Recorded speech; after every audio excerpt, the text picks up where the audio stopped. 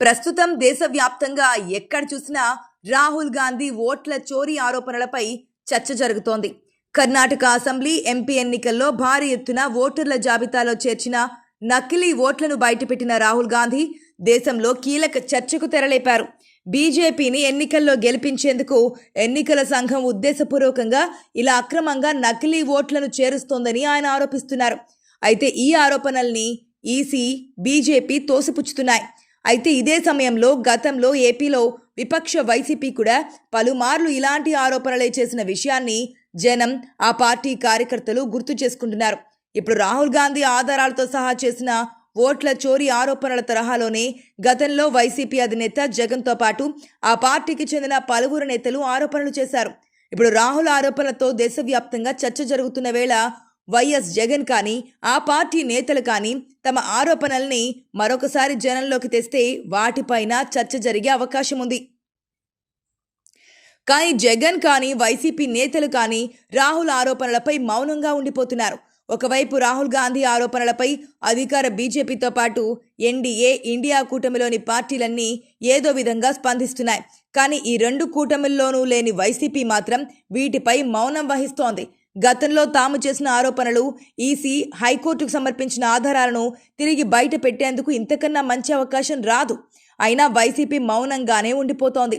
దీని వెనుక బీజేపీతో ఆ పార్టీకి ఉన్న రహస్య బంధమే కారణమా అన్న చర్చ జరుగుతోంది. ఇప్పటికే సిబిఐ, ఈడీ కేసుల్లో జగన్ సహా ఆ పార్టీకి చెందిన ఇతర నేతలు ఉన్నప్పటికీ, మద్యం స్కామ్లో ఈడీ ఎంటర్ అయ్యే అవకాశం ఉన్నప్పటికీ కేంద్రం అనుమతి ఇవ్వకపోవడంతో ఆయా సంస్థలు మౌనంగా ఉండిపోతున్నాయి. దీంతో జగన్ కేసులతో పాటు వివేక హత్య, ఇతర కేసుల్లోనూ దర్యాప్తులు నత్తనడకన సాగుతున్నాయి. ఇలాంటి పరిస్థితుల్లో ఇప్పుడు తాను ఈసీని టార్గెట్ చేస్తూ ఆరోపణలు చేస్తే కేంద్రం ఆగ్రహానికి గురి కావాల్సి వస్తుందన్న భయమే జగన్ను వెంటాడుతోందా అన్న చర్చ జరుగుతోంది. అయితే రాహుల్కు వైఎస్ జగన్, ఆయన సొంత పత్రిక సాక్షి తప్ప మిగిలిన నాయకులు, కార్యకర్తలు మద్దతుగా నిలవడం ఆసక్తికర పరిణామం. బీజేపీ కోసం కేంద్ర ఎన్నికల సంఘం ఓట్ల చోరీకి పాల్పడుతోందని లోక్సభ పక్ష నేత రాహుల్ గాంధీ సంచలన ఆరోపణలు చేశారు. ఓట్ల చోరీపై కాంగ్రెస్ వద్ద ఆటం బాంబు లాంటి ఆధారాలున్నాయని, అది పేలిస్తే ఈసీ అధికారులు ఎక్కడ దాక్కుంటారో తెలియదని ఆయన కొన్ని రోజులుగా చెబుతూ వస్తున్నారు. ఓట్ల చోరీ పేరుతో అద్భుతమైన పవర్ పాయింట్ ప్రెజెంటేషన్ ఇచ్చారు. దేశ ప్రజల మనసును ఆయన చూరగొన్నారు. బీజేపీ కోసం ఓట్ల చోరీకి ఈసీ ఎలా పాల్పడుతుందో బెంగళూరు సెంట్రల్ పార్లమెంట్ స్థానాన్ని ఉదాహరణగా చూపించారు ఆయన. అలాగే దేశవ్యాప్తంగా వివిధ రాష్ట్రాల్లో ఈసీ ఎలాంటి తప్పులకు పాల్పడిందో ఆయన ఉదాహరించారు. ఇక రాహుల్ వెల్లడించిన వివరాలు దేశవ్యాప్తంగా తీవ్ర రాజకీయ ప్రకంపనలు సృష్టించాయి. ఈసీ విశ్వసనీయతనే ఆయన ప్రశ్నార్థకం చేశారు. ఈ నేపథ్యంలో ఆంధ్రప్రదేశ్లో ఈవీఎంలు, అలాగే ఎన్నికల్లో అవకతవకల వల్లే ఓడిపోయామని ఆరోపిస్తున్న వైఎస్ జగన్ ఢిల్లీ వేదికగా రాహుల్ పేల్చిన ఆటం బాంబు లాంటి ఆధారాలకు ప్రాధాన్యం ఇస్తారని అంతా అనుకున్నారు. అయితే జగన్ మానసపుత్రిక సాక్షి పత్రికలో రాహుల్ ఎన్నికల అవకతవకలపై వెల్లడించిన వివరాలకు పెద్దగా ప్రాధాన్యం ఇవ్వలేదు. బీజేపీ భాగస్వామిగా ఉన్న కూటమి ప్రభుత్వ అనుకూల పత్రికలు ప్రాధాన్యం ఇవ్వడం విశేషం.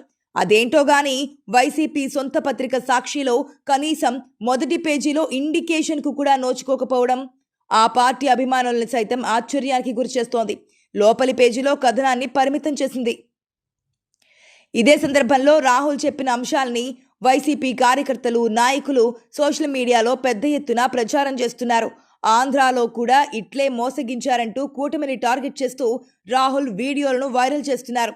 రాహుల్ అంటే జగన్కు కోపం ఉండొచ్చు, కానీ ఎన్నికల్లో ఈసీ మోసానికి పాల్పడిందని, ఇది దేశ ద్రోహమని ఆయన ఆరోపిస్తే కనీసం ఫస్ట్ పేజీలో ఇండికేషన్కు కూడా నోచుకోకపోవడం వైసీపీ అధినేత జగన్ ఆలోచనకు ప్రతిబింబంగా చూడాల్సి ఉంటుందని పలువురు అభిప్రాయపడుతున్నారు. జగన్, ఆయన సొంత పత్రిక తీరు చూస్తుంటే ఎన్నికల్లో అవకతవకలపై ఆరోపణల్లో నిజం ఎంతో అర్థం చేసుకోవచ్చనే చర్చ తెరలేసింది.